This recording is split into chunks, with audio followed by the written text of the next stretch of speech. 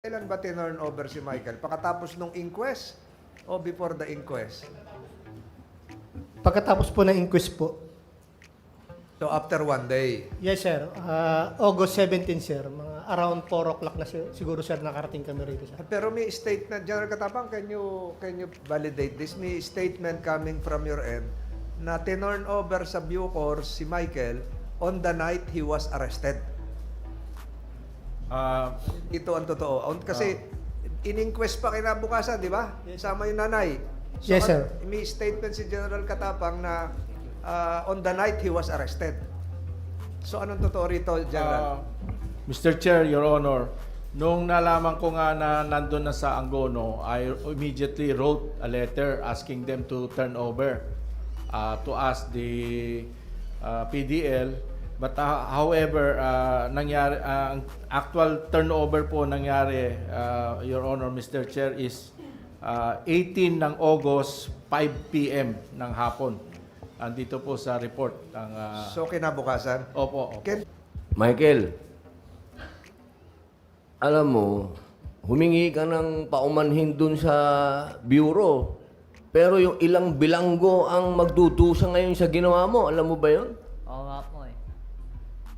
Mababawasan ng privilege dyan. Kasi ganyan dyan. Pag may gumawa ng kalokohan dyan, damay lahat dyan. Yun na nga po eh. Pambihira, dapat nag-isip ka din. General, ano po ang mangyayari ngayon dun sa mga bilanggo niyan? Ano pong mawawalang privilege sa kanila? I-reviewin po namin yung policies dito, pati kasi may version rin siya na balak niya sumabay lang sa mga bisita. Lahat po ng policy i-review, pati pagkuha ng basura, kung anong oras at dapat siguro wala na mga pahinante katulad ng PDL na nakikitulong paglipat ng mga ano. And then of course, tama po kayo na kailangan yung nangongolekta na ng basura, yung tao lang nila. Wala pong lalapit na PDL kasi baka makahuga na naman. Baka maingganyo po yung mga tao dahil sa ginawa ni Michael, gagayahin. No? So, ganong kabilis siya nire-enact namin. Gun in 12 seconds eh. 12 seconds. Pasok agad siya doon sa ilalim ng truck. So, marami pong babaguhin. Pati yung mga gwardya, haba siguro nagkakalat na, nagkokolekta ng basura. May bantay na rin po. So, Opo.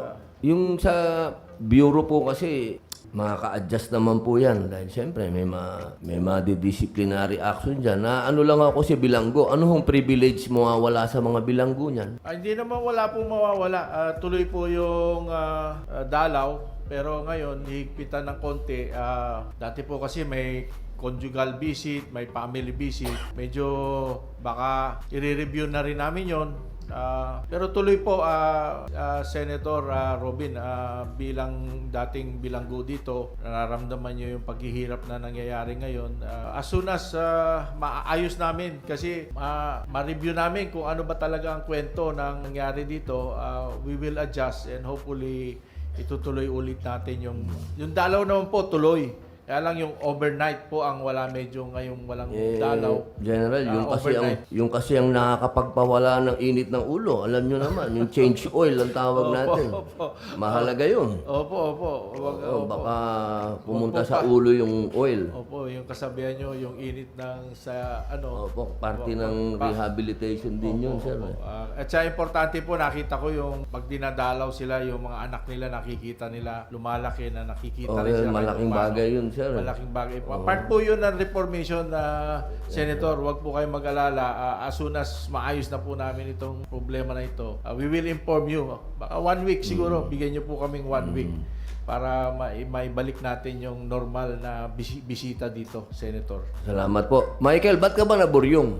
Ako lalaw. Oh, dami namang walang dalaw dyan.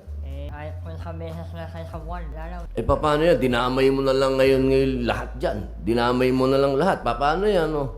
Hindi. Bihira yung mga katwiran mo. Gumawa ka ng kasaysayan dito. Akalain mo tumakas ka sa maximum. Pati ako hindi ako makapaniwala sa ginawa mo. Anong sabi ng pangkat? sa ginawa mo? Po sila sa akin. Ha? Galit po sila lahat sa akin. Eh, galit din kami sa kanila. Binola kami dito. Sabi niya, binilang ka eh. Saan ka nakaselda? 5. Muna. Hindi, Sputnik din yata yun eh. Opo. At palagi ko, sir, dapat wala muna sa Sputnik. Oo, RDC ka muna siguro. Oo, kasi medyo maraming magagalit sa'yo, Michael. Kasi maapektuhan ng dalaw. Alam mo naman dito, para ka namang... Ilang taong ka na ba dito? Wal pa lang. Ilan? Wal pa lang po. Eh, kaya naman pala. Alam mo, iho, napakahalaga ng dalaw dito. At yun ang pinoproteksyonan dito, yung dalaw.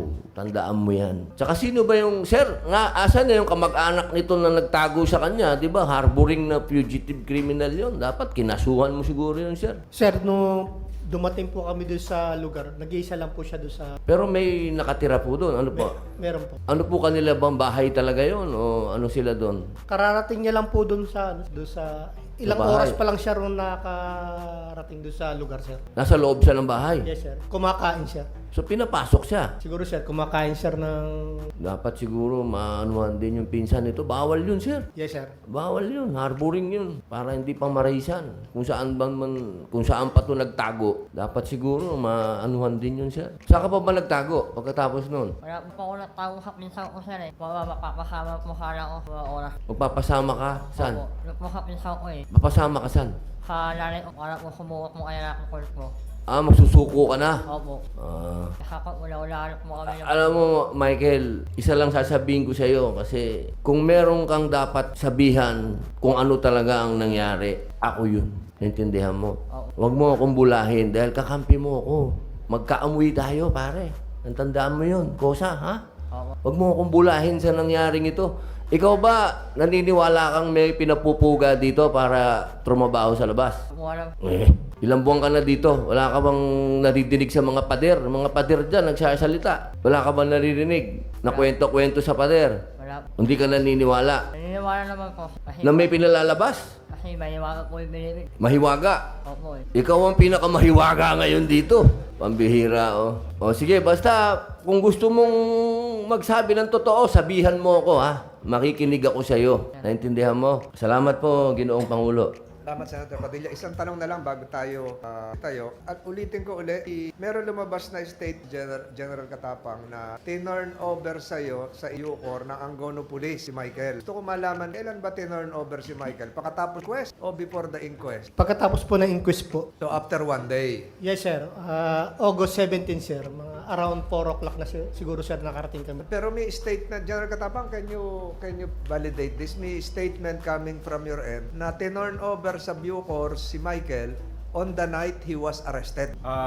Ito ang totoo. Kasi in-inquest pa kinabukasan, di ba? Sama yung nanay. So, Yes, sir. May statement si General Katapang na on the night he was arrested. So anong totoo rito, General?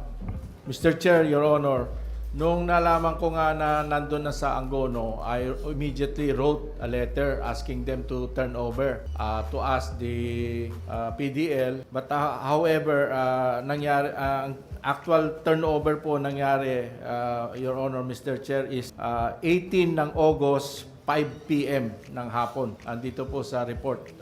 So kinabukasan? Opo. Can the committee be furnished a copy Yes, of that report? Is that report coming from the police of Angono or Bucor? Bucor report po ito. Yung blow by blow na nangyari sa kanya. Can we be given a Yes, copy Your of Honor, that we're will form submitting part this. as Exhibit D for Bucor? Yes, Your Honor, we're submitting Records that. will show that General Katapang has turned over the report to the committee secretary. Maraming salamat, kinlarify ko lang yon. Ang mangyayari po ngayon, ganito. Lalabas tayo, Michael. Sasamahan mo kami doon sa sinimulan mo, naghahakot ka ng basura. Ituturo mo kung saan ka sumakay sa truck hanggang makalabas tayo ng gate. And the committee will appreciate all the narrative and incidents concerning the reenactment. Thereafter, the committee will suspend this hearing without the need for reconvening today. Until further notice, the committee will have another hearing in the premises of the Senate in the days ahead. We thank all the resource persons who joined us today. We thank Senator Padilla for gracing this occasion as well.